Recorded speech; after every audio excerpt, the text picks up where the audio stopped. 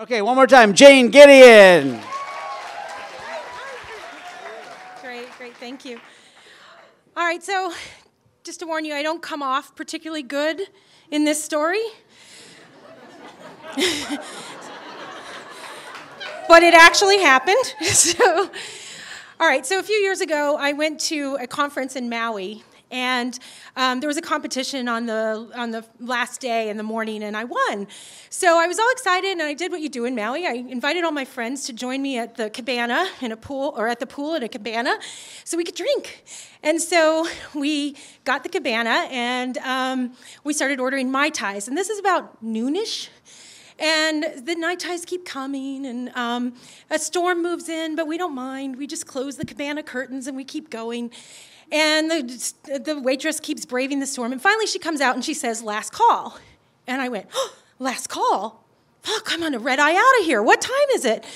So the next thing I remember is I wake up, and I'm leaning on some guy, and we're sharing a blanket, and we're on an airplane. And I said, "I'm so sorry, I don't know you. I don't know you. This must be your blanket." And he said, "That's okay, you said you were cold," which makes sense since you're wearing a swimsuit. And I looked down, and yes, I am in a swimsuit. And nothing else. No shoes, no sarong, no nothing. It's just me in my swimsuit. And then I said, "Okay, I'm sorry, you've already been so kind, but by chance, is this flight going to San Francisco?" And he said, "Yes." Okay, we're in the right direction. And then I thought, where's my luggage? Did I get my luggage? Did I leave it? Did I check it? I don't know. And then I started thinking, how did I get through security? You know, because normally when you're in a swimsuit, you kind of walk like you suck it in, and you're graceful. But I was drunk, and just so you know, and I apologize in advance to those who have experienced this, but I'm kind of flirty when I'm drunk. And so I'm coming through security in a swimsuit, probably gut hanging out, going, "Hey, why don't you frisk me? Frisk me." And I'm just sure security was just like, just get her off the island. Let her be the mainland problem. Just make her go. And who knows what they were doing with the security cameras afterwards.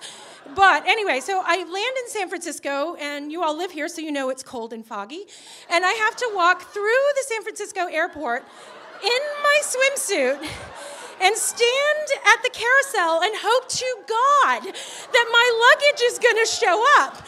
And I'm standing there shivering, and it does. Thank God. I take my luggage, and I go home, and I call everyone I know. I'm like, "What happened?" And nobody knows. And they all just stayed at the cabana and kept drinking. And I kept thinking, I must have just gone on autopilot, because I'm like George Clooney of Travelers. You know, I have like 3 million miles, so I must have just gone on autopilot and done what I was supposed to do. Anyway, a year later, I go back to the same conference, the same hotel, and I walk into the bar, and the bartender goes, "Janie, it's so nice to see you.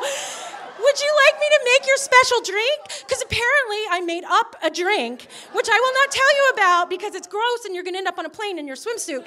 But then I walk around the conference, and I'm trying to figure out, you know, the other pieces to the puzzle. Did anybody know? Did anybody see me? And this guy goes, "Oh, yeah, I remember you. I was on your plane. You got on, and you're just in the swimsuit and a briefcase, and you're like bopping everyone on the head as you go down the aisle." But I left you in Honolulu when there was a connection, and I was like, fuck, there was a connection? I went through Honolulu? Oh my God. So, I never figured out all the details of the story, but I keep hoping that the reverse will happen, that I'll get really drunk in San Francisco and wake up in my swimsuit on a beach in Maui with some really hot guy, but it hasn't happened yet.